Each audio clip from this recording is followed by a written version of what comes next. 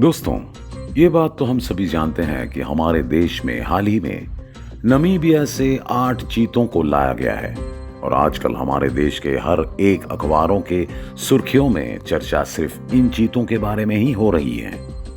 दोस्तों, इस बारे में पूरी चर्चा शुरू करने से पहले हम आपको बता देना चाहते हैं कि आज से करीब 70 साल पहले ही हमारे देश से चीता पूरी तरह से विलुप्त हो गया था।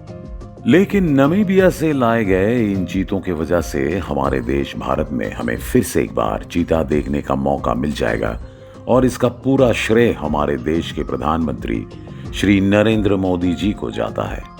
दोस्तों, पिछले 17 सितंबर 2022 को नमीबिया से लाए गए इन चीतों को मध्य प्रदेश के कूनो नेशनल पार्क में छोड़ा गया था और इन 8 चीतों में 3 मेल और 5 फीमेल चीता मौजूद हैं।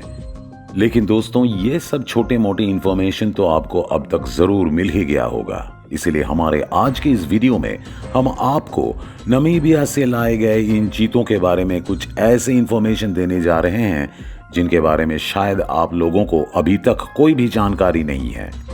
इसलिए हमारे आज के इस वीडियो को अंत तक देखना बिल्कुल भी मत भूलिए, क्योंकि ये वीडियो बहुत ही रोचक और इंफॉर्मेटिव होने वाला है। लेकिन उससे पहले आप में से जिन लोगों ने अभी तक हमारे चैनल को सब्सक्राइब नहीं किया है, वो जल्दी से इस चैनल को सब्सक्राइब कर दें और हमारे साथ हमेशा जुड़े रहें।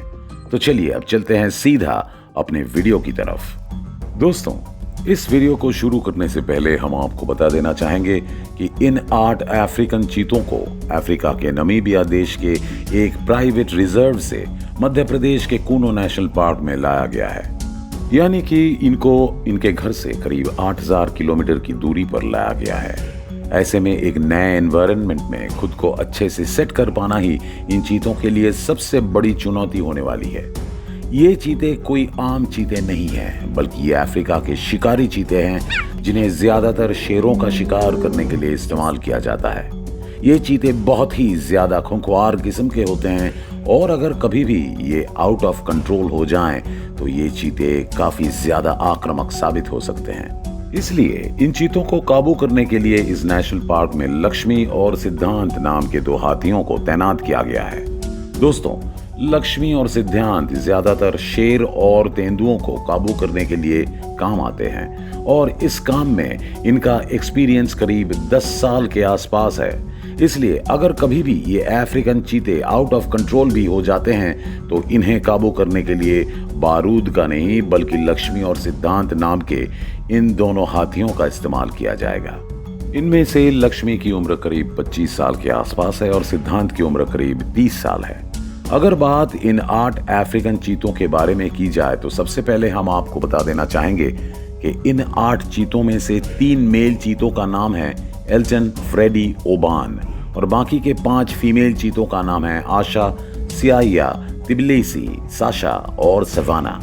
इनमें से आशा नाम के फीमेल चीता का नामकरण हमारे देश के प्रधानमंत्री श्री नरेंद्र दामोदर दास मोदी जी के द्वारा की गई है, क्योंकि उन्हें ऐसा लगता है कि ये चीता हमारे देश में उम्मीद की एक नई किरण बनकर आई हैं। दोस्तों, अब हम जरा इन चीतों के उम्र को जानने की कोशिश करेंगे। दोस्तों, 3 मेल चीतों में से 2 मेल चीता की उम्र करीब 4.5 साल है और एक की उम्र करीब 5.5 साल है। अब अगर बात 5 फीमेल चीताओं के बारे में की जाए तो इन 5 फीमेल चीताओं की उम्र करीब 2 से लेकर 5.5 तक के बीच में है। इनमें से आशा नाम के फीमेल चीता की उम्र करीब 4 साल के आसपास है। 3 मेल चीताओं में से 2 चीते असल में एक दूसरे के भाई है और इन्हें एक साथ यहाँ पर लाने का मकसद सिर्फ इतना है कि ये एक दूसरे को अपना दुश्मन कभी भी ना समझ बैठें। दोस्तों, ये बात तो हम सभी जानते हैं कि चीता लगभग 2 साल की उम्र से ही ब्रीडिंग करने के लिए तैयार हो जाते हैं। इसलिए हम ये उम्मीद कर सकते हैं कि ये चीते भी बहुत जल्द ब्रीडिंग करके हमारे देश में चीतों की संख्या बढ़ाने में काफी मदद करेंगे। दोस्तों, अब हम शायद ये सोच रहे होंगे कि इन चीतों को यहाँ पर कैसे लाया गया होगा। तो दोस्तों सुनिए, इन चीतों को अफ्रीका के नमीबिया से मध्य प्रदेश के ग्वालियर तक बोइंग एयरक्राफ्ट में लाया गया है।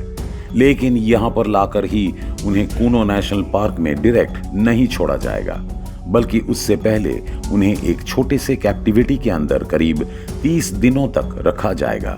इस समय में उनके गले पर बंधे हुए सैटेलाइट बेल्ट्स की मदद से उनके और उनके सेहत के ऊपर कड़ी नजर रखी जाएगी और नए एनवायरनमेंट में ये अच्छे से घुल मिल पा रहे हैं या नहीं, इस बात की पुष्टि की जाएगी। इस 30 दिनों के बाद उन्हें जंगल के एक छोटे से क्षेत्र में छोड़ दिया जाएगा और जंगल के एनवायरनमेंट में ये अच्छे से एडजस्ट कर पा रहे हैं या नहीं, इस बात की पुष्टि की जाएगी। इसके बाद अगर ये पूरी तरह से नए एनवायरनमेंट में एडजस्ट करने के लिए सक्षम हो जाते हैं तो फिर इन्हें कूनो नेशनल पार्क में छोड़ दिया जाएगा और तब ये अपने से शिकार भी कर पाएंगे। अब तक इनके खाने की जिम्मेदारी भारत सरकार द्वारा उठाई जा रही है। लेकिन दोस्तों, अभी आप लोग शायद ये भी सोच रहे होंगे कि भारत के बाकी जगहों के बदले में इन चीतों को मध्य प्रदेश के कूनो नेशनल पार्क में ही क्यों रखा जा रहा है। असल में इन चीतों को सिर्फ उन्हीं जगहों पर रखा जा सकता है जहां पर आज से 70 साल पहले ये पाए जाते थे। ऐसे में गुजरात, छत्तीसगढ़ और मध्य प्रदेश ही भारत के कुछ ऐसे राज्य हैं जहां पर आज से 70 साल पहले चीते पाए जाते थे। इसलिए नामीबिया के कुछ मशहूर जीव वैज्ञानिकों ने इन चीतों को यहाँ पर लाने से पहले भारत के इन क्षेत्रों में काफी रिसर्च की और उनके रिसर्च के मुताबिक मध्य प्रदेश का कूनो नेशनल पार्क ही इन चीतों के लिए सबसे उचित स्थान हो सकता है। इसलिए इन चीतों को मध्य प्रदेश में ही लाया गया है। असल में चीता सिर्फ उन्हीं जगहों पर रह सकता है जहाँ की तापमान बहुत ज्यादा हो, क्योंकि ये जीव गर्म माहौल में ही अच्छे रहते हैं और कूनो नेशनल पार्क में ऐसे कई सारे जीव पाए जाते हैं जिनका शिकार ये चीते आसानी से कर सकते हैं। दोस्तों, एक चीता 1 मिनट में करीब 450 मीटर तक दौड़ सकता है, लेकिन हैरानी की बात तो ये है कि इसके बाद ये करीब 4 दिनों तक दौड़ नहीं पाता है, क्योंकि इतनी तेजी से दौड़ने की वजह से इसके शरीर का तापमान बहुत ज्यादा बढ़ जाता है और तब इसको रेस्ट लेना पड़ता है। इसलिए अगर कोई जीव करीब 1 मिनट तक किसी चीता को टाल दे तो उसकी जान बच सकती है, क्योंकि 1 मिनट के बाद चीता वैसे ही दौड़ने की हाल में नहीं रहेगा।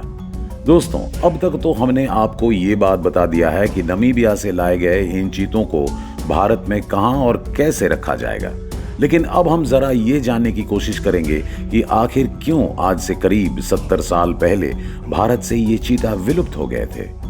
असल में मुगलों के जमाने में भारत के इन चीतों का इस्तेमाल हिरन के शिकार के लिए किया जाता था, लेकिन उसके बाद जब भारत में ब्रिटिश राज शुरू हुआ था तो तब बहुत सारे चीतों की हत्या कर दी गई थी।